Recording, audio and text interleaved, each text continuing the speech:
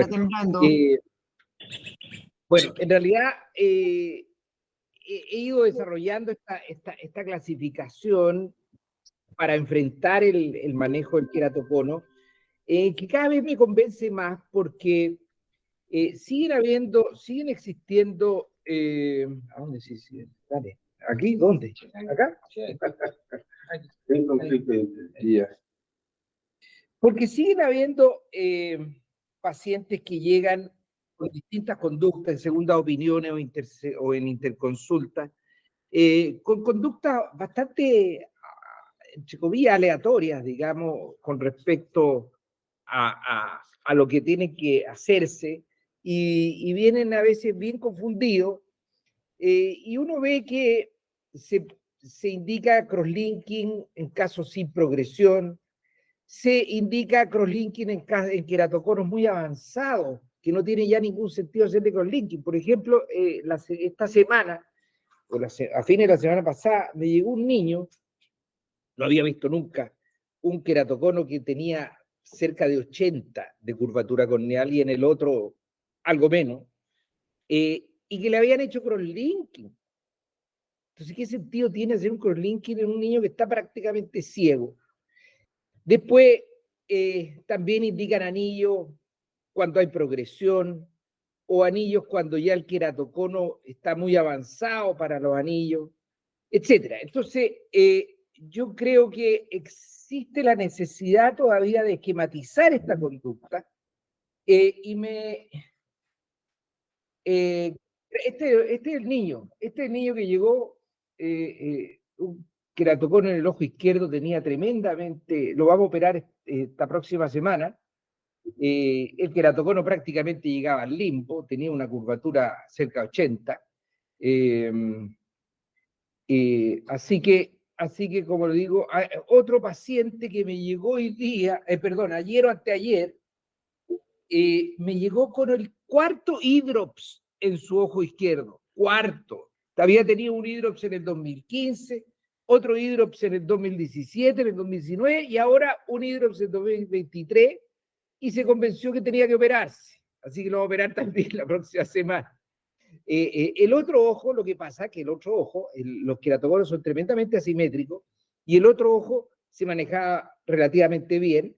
Este es un paciente, el anterior, el niño, tenía, o sea, no niño, pero tenía 24 años, y este paciente tenía 52 años. Entonces, se manejó toda su vida con un queratocono moderado, o leve a moderado más bien, en su ojo derecho, y por lo tanto ese se produjo el crosslinking natural, no avanzó más, y el izquierdo de alguna manera avanzó mucho más, y a nivel de que hizo hidros. Bueno, la cosa es que, como les decía, ante la variedad de enfrentamientos y de manifestaciones clínicas que tiene el queratocono en sus distintas etapas, y en la asimetría que se va produciendo, o muchas veces se produce, que es tremenda, entonces eh, a veces uno se confunde, o los que no tienen mucha experiencia se confunden, y por eso que me parece muy clara, y me parece muy didáctica y fácil, digamos, esta clasificación basada fundamentalmente en la visión. Y el grado 1, le digo yo, cuando uno ve queratocono en que tienen agudeza visual 20/20 sin corrección, es decir, que ven todo sin necesidad de nada. Y esos queratoconos existen, son habitualmente diagnosticados en la cirugía refractiva, ¿cierto? En que ahora, como le hacemos el screening con la topografía o el pentacam o la tomografía, se detecta. En general el pentacam no los detecta tan precoces, pero sí el OPD. Entonces el estado 1 sería este estado, en el cual uno lógicamente lo único que tiene que hacer es observar, si no hay nada más que hacer, no hay ni siquiera que darle anteojos, ¿cierto? Después viene el estado 2, en que el paciente consulta porque no ve bien, entonces hay que darle un anteojo, y sería el estado que uno empieza a sospechar por el astigmatismo, por esto, por el otro, o viene a operarse también de cirugía refractiva y lo detecta a la topografía, ¿cierto? Pero este es un estado en que ya el paciente requiere de anteojos. Y el estado 3, ¿cierto? Es aquel que ya no corrige a 20/20 con anteojos, sino que corrige 20/20 con lente de contacto. Es decir, ya adquirió o ya se le produjo un astigmatismo irregular. Y ese astigmatismo irregular obviamente no se va a corregir con un anteojo y tenemos que indicarle un lente de contacto gas permeable.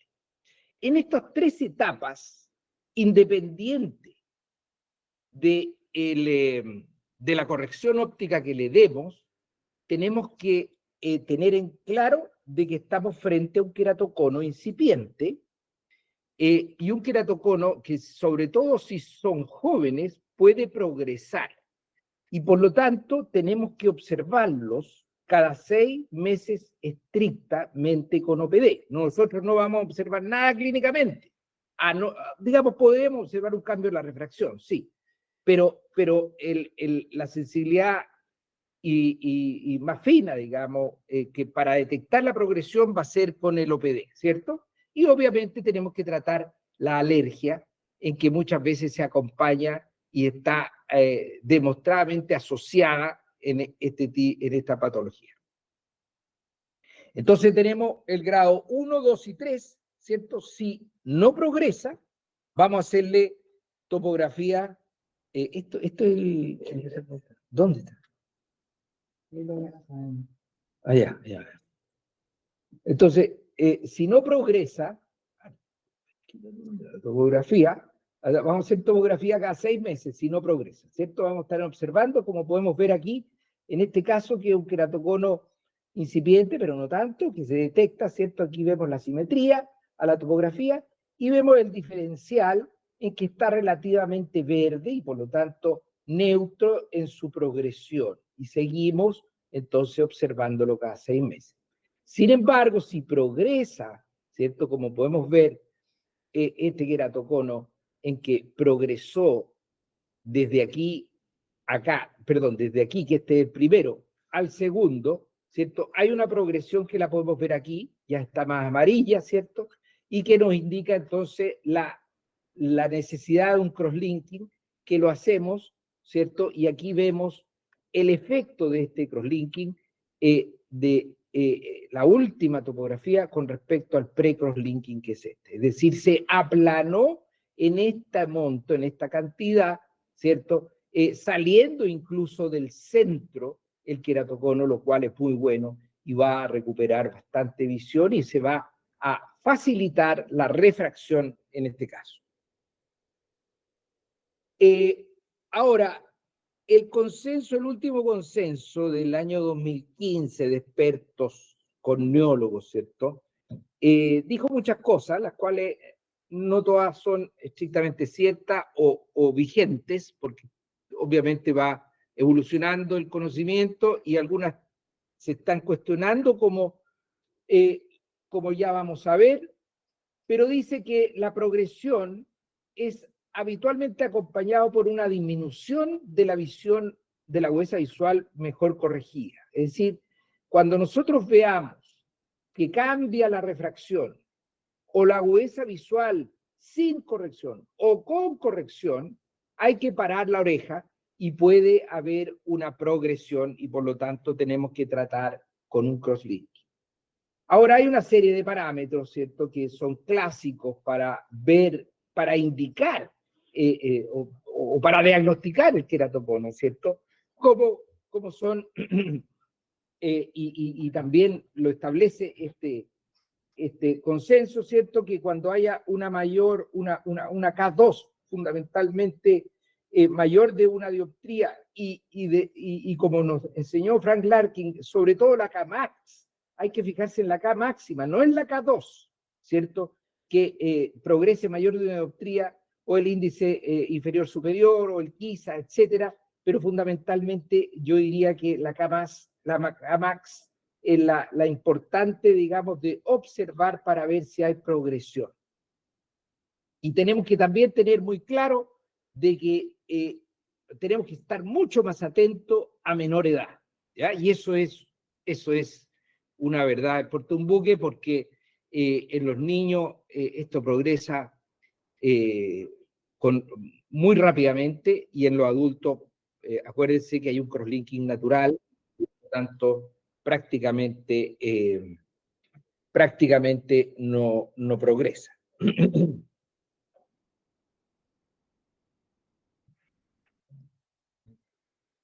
No anduvo.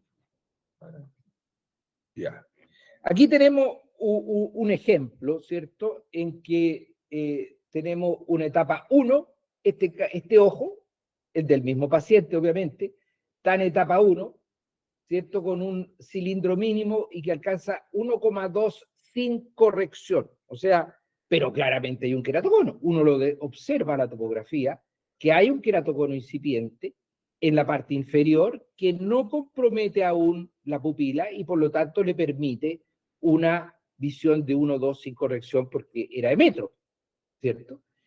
Ahí se puede ver la refracción, que es prácticamente 0, una esfera 0,5, y esta es la refracción subjetiva. Y en el ojo izquierdo hay ya un astigmatismo a 133 grados, que llega a una visión casi perfecta, con una visión de 1. Entonces, aquí ya hay un evidente queratocono y una asimetría, como vemos muchas veces. Y en ese caso, tenemos un grado 1 en el ojo derecho y un grado 2 en el ojo izquierdo. Aquí tenemos un grado 2 en que progresa, ¿cierto? Como ustedes ven aquí, hay una progresión. Este es el más antiguo y este es el más nuevo, ¿cierto?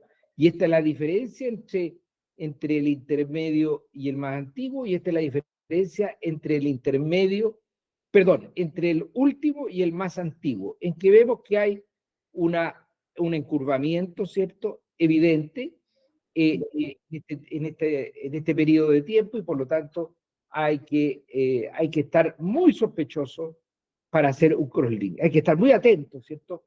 Sospechando que haya una progresión para hacer un crosslinking. Esto es tenuemente amarillo, ¿cierto? Pero en este caso, este es el primero, fíjense ustedes, en el otro ojo, y este es el segundo, en que hay claramente una progresión que se puede ver aquí a la topografía, ¿cierto? La diferencia entre ambos, y por lo tanto hacemos un crosslinking, y este es el aplanamiento con el crosslinking que se puede ver ahí. Y este aplanamiento muchas veces continúa en el tiempo. Así que tenemos ahí el enfrentamiento a observar, a observar y eventualmente tratar en la etapa 2. Aquí tenemos un caso de un ejemplo de una etapa 3, ¿cierto? En que tenemos en el ojo derecho un paciente que con la refracción, esta refracción, llega a 0,6, o sea, hay un astigmatismo asimétrico significativo que no le permite una visión con anteojos normal, y en el otro ojo lo similar, pero no tanto, ¿cierto? Y aquí vemos el efecto en que la OPD diferencial de 4 años nos da respecto del tratamiento con el crosslinking, ¿cierto? Se aplanó en ambos ojos, y ustedes pueden ver cómo era antes y cómo era después, ¿cierto? Este es el antes y este es el después, y esta es la diferencia producida por el crosslinking. Y tenemos muchos casos así, pero ojo, que lo que les decía es muy interesante este caso, en que un paciente ya mayor, creo que alrededor de 50 años, en que podemos ver que prácticamente no progresa desde el 2009. Fíjense bien, esta es la primera, o sea, esta de acá es el 2009, y no solamente no progresa, sino que se produce un aplanamiento natural. Este paciente no tiene ningún tratamiento, y se aplanó con el tiempo en el año 23. Este es del año 23, y este es del año 2009. Y fíjense que se ocurre como que si le hubiéramos puesto un crosslinking, y este paciente no tiene ningún tratamiento. Así que por eso que hay que observar, porque a veces se produce un crosslinking natural y la evolución del queratocono, si es que son mayorcitos, digamos, o empieza tardíamente, no progresa y por el contrario incluso mejora un poco. Entonces llegamos a la etapa 4, que ya es más fácil. Yo les digo a los pacientes que cuando llegan a operarse con un queratocono avanzado, no hay nada que discutir, es súper fácil. Si el problema es cuando están entre la visión 20/20 y el estado 5, ¿cierto? En que uno indica la queratoplastía. Y uno de los estados más complejos, diría yo, es este, el estado 4, que le digo yo, es cuando ya ni siquiera podemos corregirlo con lente de contacto, porque no tolera el lente de contacto. Hoy en día existen lentes de contacto de fijación escleral, les ponen un lente de contacto blando y sobre el blando le ponen uno más duro, etcétera. Así que obviamente la tecnología de la contactología ha avanzado bastante y por lo tanto yo diría que la indicación de anillos en esta etapa, que es fundamentalmente para aplanar la córnea, ¿cierto? El anillo es una prótesis que va a aplanar el ápice de la córnea para que se adapte mejor el lente de contacto. Obviamente está cada vez menos indicado, porque ha avanzado mucho el asunto de la adaptación de los lentes de contacto. En general, se decía que cuando no tolera el lente de contacto y hay una curvatura menor de 55, 56, en ese nicho, en ese estrecho límite, digamos, se indica el anillo. La indicación de anillo, como, por lo tanto, es bastante estrecha, pero ahí sería su indicación, ahí estaría su indicación, pero los lentes de contacto la han estrechado aún más, ¿eh? Y porque han permitido adaptar mejor los lentes de contacto en curvaturas altas, ¿ya? Pero igual hay que estar atento en esta etapa y muchas veces los anillos también nos mejoran un poco la refracción irregular, es decir, el astigmatismo irregular y la refracción misma también. Acuérdense que los anillos fueron inventados como uno de los primeros tratamientos para la miopía. Eso sí, que cuando están sobreindicados hay que tener mucho cuidado porque si el paciente ve relativamente bien con anteojos, al agregarle anillo le podemos corregir la curvatura, le podemos corregir un poco el astigmatismo irregular, pero le agregamos también halos, aureolas, ven este, acuérdense los anillos para que corrijan más o menos tienen que estar bastante central y cerca de la pupila y por lo tanto muchas veces los pacientes lo ven o les producen efectos adversos que tienen que ser menores que lo que estamos corrigiendo, obviamente. ¿Ah? Y si no es así, hay que tener cuidado. Bueno, por lo tanto, si no tolera, se pone anillo. Aquí podemos ver una topografía, ¿cierto? Preanillo y poanillo. Entonces, que esta estuvo bastante bien indicada porque esa era la topografía preanillo y después poanillo, ¿cierto? Y finalmente, que se ha agregado de alguna manera algún crosslinking o alguna fibrosis, etcétera. Entonces, sigue mejorando y podemos ver aquí el efecto entre el último, que es del 2000, el último y el primero, ¿cierto? Ese es el efecto de los anillos. ¿Mm? Entonces, aplanó bastante bien el ápice y la curvatura anterior, que ese es el objeto de los anillos. Y la regularización de ese astigmatismo irregular. Finalmente, la etapa 5 es donde digo ya, esta cuestión es re fácil, porque cuando llegan los pacientes en esta etapa no hay nada que discutir, ¿cierto? No tolera el lente de contacto o está haciendo queratitis, ya sea apicales o infecciosa o el paciente ya no lo tolera todo el día, o no puede trabajar con ello, etcétera. Entonces ya a esa etapa el queratocono está demasiado avanzado y hay que indicarle, ojalá, ¿cierto? Ya está demostradísimo que un DALC es mejor que una penetrante en el queratocono o todas esas patologías que tenemos un endotelio sano. Por lo tanto, hay que indicar una queratoplastía en estos casos. Y esa es la etapa 5, ¿cierto? Y la etapa 6, bueno, es el DALC en que está indicado, ¿cierto? La queratoplastía mediante la Big Bubble, ¿cierto? O la Micro Bubble, como salga, pero hacer una DALC o una queratoplastía profunda, hay que lograrlo como dé lugar. El, la diferencia, un minuto que me salga un poquito del motivo de la presentación, pero quiero hacer énfasis en que la diferencia del DALC con la penetrante es sustancial, es enorme, sobre todo en el largo plazo. Y en el corto plazo también, uno da corticoide un mes y se acabó. Y después, bueno, el rechazo no existe.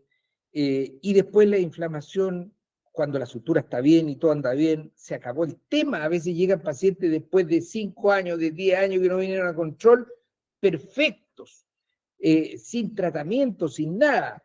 Y si es que se les suelta algo o tuvieron algún problema en esa queratoplastía, una irritación, una infección o una vascularización porque se les soltó una sutura, oye, llegan rojos, inflamados entero, pero nunca un rechazo.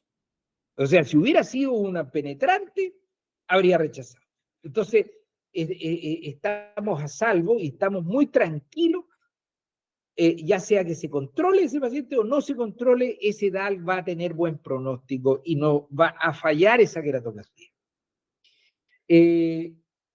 Aquí hay un ejemplo de la etapa 3, el ojo derecho, ¿cierto? En que hay que indicarle aquí 0,4, ¿cierto? En el ojo derecho no llega más allá de 0,4, porque por lo tanto ahí tenemos la tomografía, hay que indicarle un lente de contacto, y en el ojo izquierdo, ¿cierto? Y hay una progresión, ¿cierto? Entonces se le indica crosslinking en el ojo derecho, y en el ojo izquierdo no tolera los lentes de contacto con esta refracción, ¿cierto? Y por lo tanto en este ojo hay que indicarle un DALC, ¿cierto? Y tiene unas queratometrías mayores de 65. Esto no le vamos a estar indicando un lente de contacto. Bueno, la última etapa, nada que hablar, es el E-drops, y que uno cree que no llegan, pero llegan. Esta semana me llegaron 2 pacientes con E-drops. Impresionante cómo la gente se deja estar, o como los oftalmólogos les dicen, y textual cito, no, es que ya usted no se puede hacer nada. O qué sé yo, no, ya no se puede operar. Entonces, yo no sé, gente provincia, no sé si es porque realmente lo ven muy complicado, muy complejo de conseguir injertos, de operar eso, no sé. Pero la cosa es que llegan a hidros, y eso no puede ser.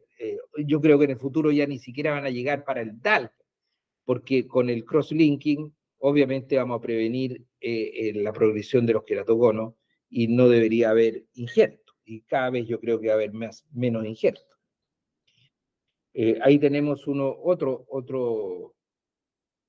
E-drops de hace un tiempo atrás, en que fíjense, se llena de agua, se rompe la SMET y el estroma se llena de agua y estos pacientes llegan con dolor y con mucha molestia. Bueno, el dilema es cómo detectar la progresión, y aquí yo simplemente quiero darle un par de mensajes, digamos, que el dilema muchas veces es detectar rápidamente la progresión o detectar el queratocono en forma incipiente o subclínico, que este trabajo ya lo presentamos alguna vez, ¿cierto? Es que la mayoría de los queratoconos muy incipientes llegan en este estado, ¿cierto? En un lado muy incipiente, como se pueden ver aquí en estos 3 casos, pero en el ojo contralateral, ¿cierto? Un queratocono evidente.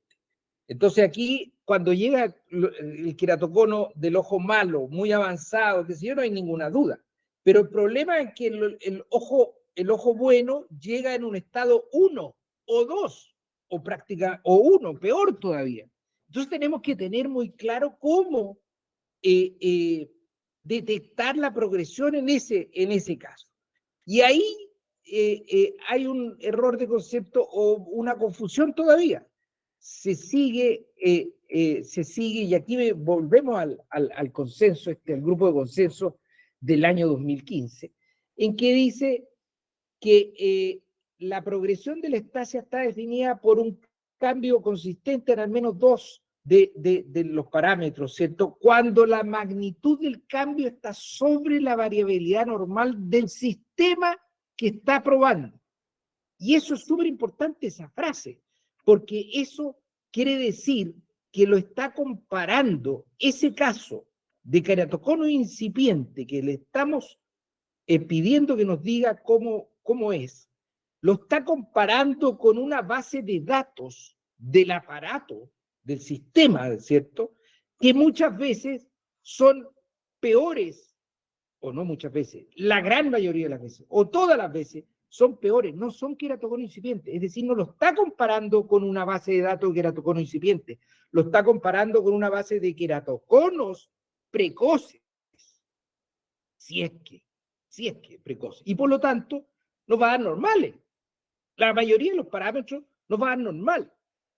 Y se dice entonces que obviamente hay que mirar el encurvamiento de la cara anterior, pero también dice, y esto se ha difundido mucho, mal difundido mucho, que es por la cara posterior y también por el adelgazamiento, ¿cierto? Y el aumento de digamos, de la curvatura de progresión corneal desde la periferia del centro, ¿ya? Esos tres parámetros hay que observarlos muy bien, que son estos, que es la cara anterior, que se ve aquí en la topografía, que se dice que es la cara posterior, como se ve aquí en el Bellin-Ambrosio, ¿cierto? Y este gráfico, pucha, el cosito este no, y aquí, y el gráfico de progresión, ¿cierto?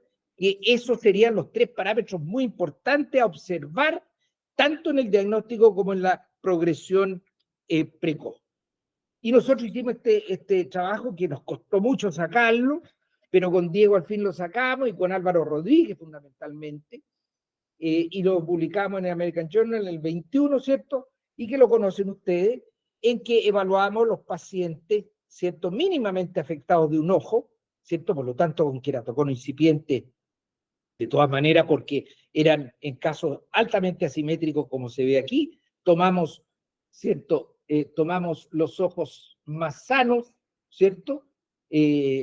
Queratoconos incipientes, ¿cierto? Y comparamos con una base de datos de ojos normales, ¿ya?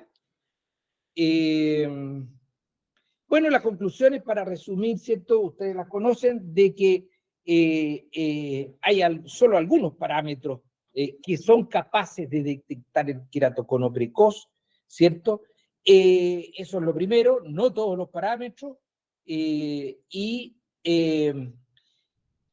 la segunda conclusión, que era en el fondo la hipótesis que teníamos y que queríamos demostrar hace rato, porque todo el mundo siempre discutía de que era la cara posterior la que da el diagnóstico precoz. No, y demostramos que no, que la topografía anterior sigue siendo, y no solo nosotros, sino que hay otros muchos trabajos que lo demuestran, ¿cierto? Que la topografía anterior sigue siendo válido para discriminar ambos grupos. Ambos grupos se refiere al queratocono incipiente, ¿cierto? De queratocono muy asimétrico con respecto a los normales, ¿ya? Y la superficie corneal anterior se altera antes que la posterior. Yo hasta el cansancio he insistido en eso. ¿Por qué? Porque tengo muchos ejemplos en que no hay nada en la cara posterior, como se ve en este caso, ¿cierto? Y sí tienen en la cara anterior la alteración. Al revés, creo que tengo uno o dos, he visto casos que me ha mostrado uno Andrietti y otro probablemente yo lo diagnosticó, pero uno o dos. Al revés, es decir, que sí se altera la cara posterior y no está alterada la cara anterior. Pero que está alterada la cara anterior antes que la posterior hay decenas, o, por no decir 100, o más de 100.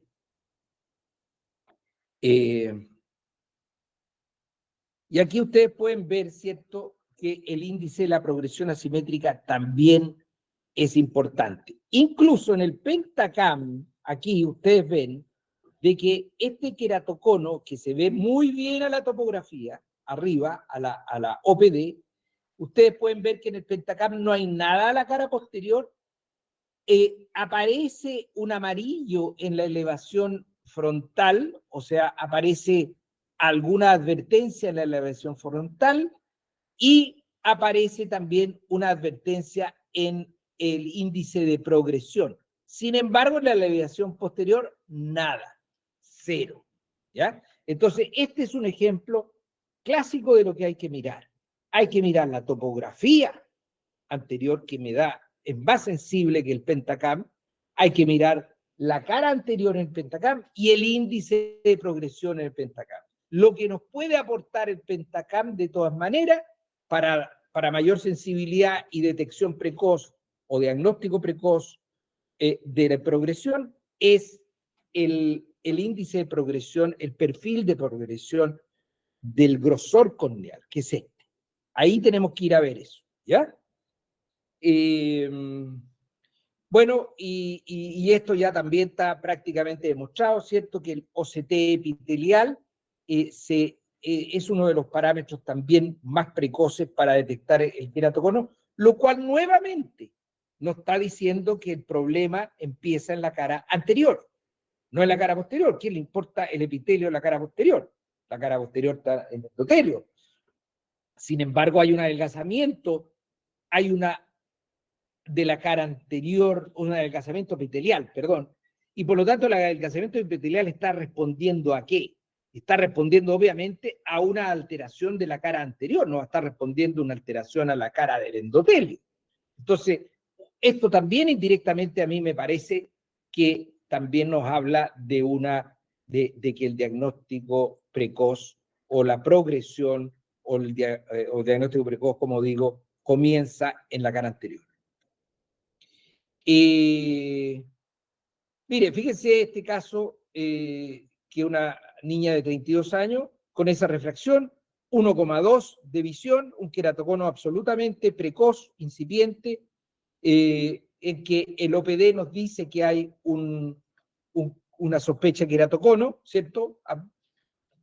Sin embargo, el Pentacam solo nos dice que en el ojo derecho, perdón, en el ojo derecho y en el ojo izquierdo solo nos dice que hay algo también sospechoso en la cara anterior, ¿cierto? No nos dice nada de la cara posterior.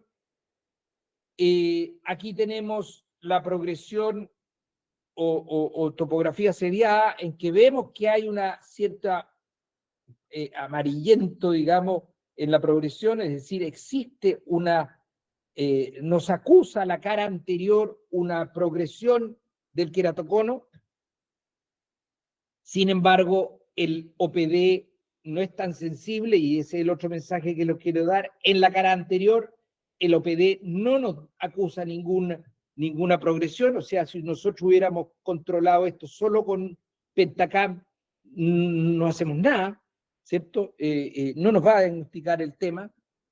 Ahí tenemos la cara posterior, que tampoco hay ninguna diferencia en la progresión, que ya se demostró o acusó el OPD.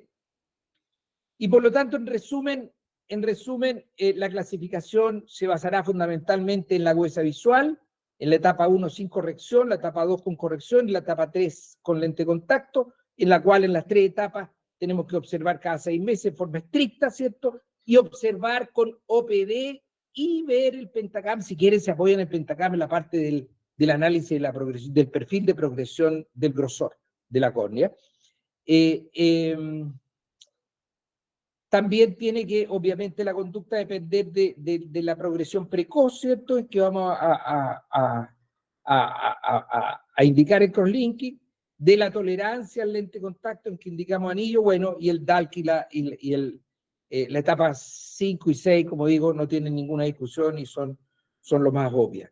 Pero esa clasificación, ese enfrentamiento, digamos, de acuerdo a la visión, yo lo encuentro súper útil y no nos pierde. Ahora, existen desafíos pendientes y futuros, ¿cierto? Como el manejo del astigmatismo, post-DALK o post-queratoplastía penetrante o lo que fuere, ¿cierto? Porque todavía queda un porcentaje importante de pacientes con astigmatismo alto, en que afortunadamente nosotros la manejamos bastante bien de acuerdo a los resultados que están ahí a mano izquierda, a estos resultados en que la Fernando Paso y la María José Bilbao nos han ayudado a analizar los casos, en que si ustedes se fijan, el cilindro de la primera y última refracción es de 4,13 y 3,45 al final, después de los ajustes, con una diferencia significativa. Esto es la media, con una desviación tasa de 2,4 y 2,19, como ven,